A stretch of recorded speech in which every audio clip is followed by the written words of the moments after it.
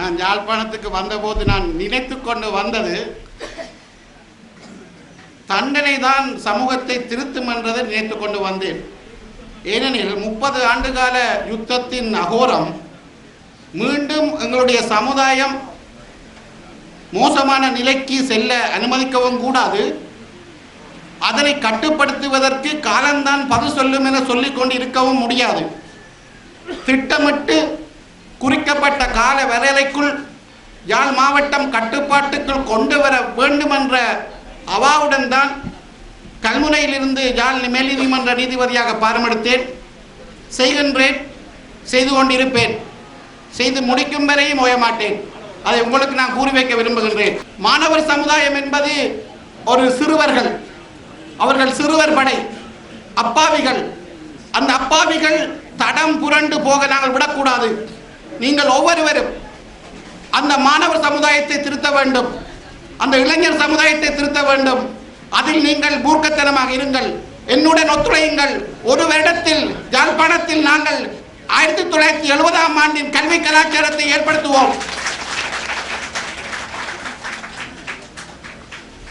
ஏன் நான் கூறி வைக்க விரும்புகிறேன் என்றால் 30 ஆண்டு காலம் கல்வியை இழந்து விட்டோம், இனியும் இழப்பதற்கு தயாரில்லை. அந்த கல்வியை நாங்கள் மீண்டும் பெற வேண்டும். 70ஆம் ஆண்டு கொடிகட்டி பறந்தது யாழ் மாவட்டம். 70ஆம் ஆண்டின் அனைத்து பல்கலைக்கழகங்களை நிரப்பியது யாழ் மாவட்டம். இன்று பாருங்கள், யாழ் மாவட்டத்தின் நிலையை பாருங்கள், 21வது இடத்துக்கு தள்ளப்பட்டுள்ளது. யாழ் மாவட்டத்தின் கல்வி 21வது இடத்துக்கு. ஒரு வருடம் அனைவரும் ஒன்று சேருவோம், நீதிமன்றம் ஒன்று சேரும், அனைத்து சமூக சேவையாளரும் ஒன்று சேருங்கள், ஆசிரியர் அதிபர்கள் ஒன்று சேருங்கள். ஒரு வருடத்தில் எங்களுடைய யாழ் மாவட்டத்தில் உயர்ந்த கல்வித்தரத்தை கொண்டு வந்து, உயர்ந்த ஒழுக்கப்படையை கொண்டு வந்து நாங்கள் பல்கலைக்கழகங்களை நிரப்ப வேண்டும். அதற்கு உங்களுடைய ஒத்துழைப்பு தேவை. அண்மையில் கடந்த 2 கிழமையாக யாழ்ப்பாணத்தில் அமைதி நிலவுகின்றது. அமைதி கொண்டு வரப்பட்டது. மிகவும் கஷ்டப்பட்ட நிலையில் 3 கிழமைக்கு முன் நீங்கள் கண்டீர்கள். ஒரு இரவு நீங்கள் தூங்க முடியவில்லை. உங்களால் கண் விழித்து இருக்க வேண்டும். கொள்ளைகள், பால்வெட்டுக்கள், சண்டித்தனங்கள் அனைத்தையும் இந்த கடந்த 10 நாள் 14 நாட்களில் கட்டுப்பாட்டுக்குள் கொண்டு வந்துள்ளோம். அந்த கட்டுப்பாட்டை நிலைக்க வேண்டும். அதனை தொடர்ந்து நாங்கள் நடைமுறைப்படுத்த வேண்டும். இன்று மக்கள் நிம்மதியாக கடந்த 10 நாட்கள் தூங்குகிறார்கள் என எனக்கு அறிவித்துக் கொண்டிருக்கின்றார்கள். சந்தோஷமாக இருக்கிறது. தயவு செய்து உங்களுடைய பெண் பிள்ளைகளை கவனமாக பாதுகாக்க வேண்டும். அவர்களை டியூஷனுக்கு அனுப்பும் பொழுது ஒவ்வொரு நிமிடமும் அவர்களை நீங்கள் பரிசோதனை செய்து கொண்டிருக்க வேண்டும். டியூஷன் நடைபெறுகிறதா, பாடசாலைக்கு போனாலா, போய் சேர்ந்தாளா என்பதை நீங்கள் எப்பொழுதும் அவதானமாக இருக்க வேண்டும். சம்பவம் நடைபெற்று முடிந்ததன் பின்னர் வழக்கு விசாரணை, இதெல்லாம் 2வது விடயம். நடக்கிறதற்கு முன்னுக்கு பாதுகாக்க வேண்டும்.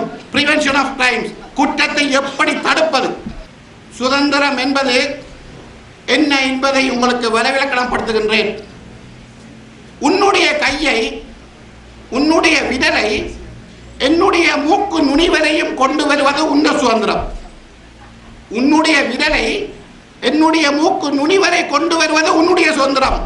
மூக்கில் தொட்டால் உன்னுடைய மூக்கை உடைப்பது என்னுடைய சுதந்திரம். அதுதான் தற்காப்பு சுதந்திரம். அதை நீங்கள் பின்பற்றுங்கள். ஒவ்வொருவருக்கும் தற்காப்புரிமை உண்டு. ஒவ்வொருவருக்கும் தற்காப்புரிமை உண்டு. தன்னை பாதுகாப்பதற்கு உரிமை உண்டு. அது நீதிமன்றத்தில் வந்து சொன்னாலும் பயமில்லாமல் சொல்லுங்கள். ஐயா, இந்த கையை பிடித்தான் மூக்கை உடைத்தேன், தங்கச்சியின் கையை பிடித்தான் மூக்கை உடைத்தேன், பயமில்லாமல் சொல்லுங்கள். நீதிமன்றம் உங்களை விடுதலை செய்யும். ஏனெனில் அதான் தற்காப்புரிமை. கொலை கூட சட்ட புத்தகத்தில் உள்ளது. ஒருவனுக்கு கொலை, அச்சுறுத்தல், மரணம் விளைவிக்கும் சந்தர்ப்பத்தில் அவனை கொலை செய்யலாம். இது தற்காப்புரிமை என்று சட்டம் சொல்லுகிறது. என்னை ஒருத்தன் கொல்லுகிறான், நான் 2 கையையும் கும்பிட்டு கொண்டு நிற்க மாட்டேன், எதிர்த்தாக்குதல் நடத்துவேன். அதன் விளைவாக அவன் இறந்தால் அது தற்காப்புரிமை மரணம், அது கொலை அல்ல என சட்டம் சொல்லுகின்றது. ஐநா விசேட அறிக்கையாளர்கள் யாழ்ப்பாணத்துக்கு வந்தார்கள். நீதித்துறையின் விசேட அறிக்கையாளர், சித்திரவதையின் விசேட அறிக்கையாளர்கள் அவர்கள் வந்த சமயம் யாழ்ப்பாணத்தில் வாழ்வெட்டுக்கள் உச்சக்கட்டத்தில் இருந்தது. என்னிடம் கேட்டார்கள், யாழ்ப்பாணத்தில் கடந்த 1 கிழமையாக என்ன நடக்கின்றது என்று. என்னால் பதில் சொல்ல முடியவில்லை. மேல் நீதிமன்ற நீதிபதியாக இருந்தும் பதில் சொல்ல முடியவில்லை. ஏனெனில் என்னில் இருக்கின்ற இயலாமை காட்டப்பட்டு விட்டுருமோ என பயந்தேன். இருப்பினும் கடன் நடவடிக்கை எடுத்தேன், இறுதி வரை கடன் நடவடிக்கை எடுத்தேன்.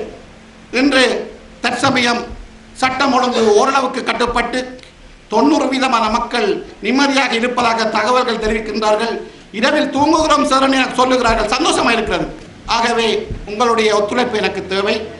நீதிபதி நீதிமன்றத்தில் தன்னுடைய கடமையை செய்வார். நீதிமன்றத்துக்கு வெளியிலும் என்னுடைய கடமையை நான் செய்வேன். என்னால் செய்யக்கூடியவற்றை செய்வேன். ஏனெனில் நான் யாழ்ப்பாணம் மற்றும் கிளிநொச்சி 2 மாவட்டத்துக்கும் உரிய தலைமை நீதிபதி நான் தான். அந்த வகையில் என்னால் இயன்றவற்றை செய்வேன். நம்முடைய குடாநாடு அமைதியாக இருக்க வேண்டும். குடாநாட்டு பெண்கள் இரவு 12 மணிக்கு யாழ் நகர வீதிகளில் சுதந்திரமாக வருகின்ற குரல் எங்களுக்கு கேட்க வேண்டும்.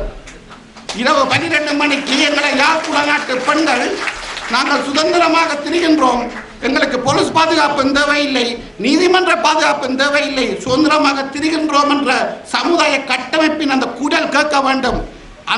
அன்றைய குரல் கேட்கும் போது நான் இந்த மாவட்டத்தை விட்டு வெளியேறுகிறேன். எனக்கு என்னுடைய ஆசை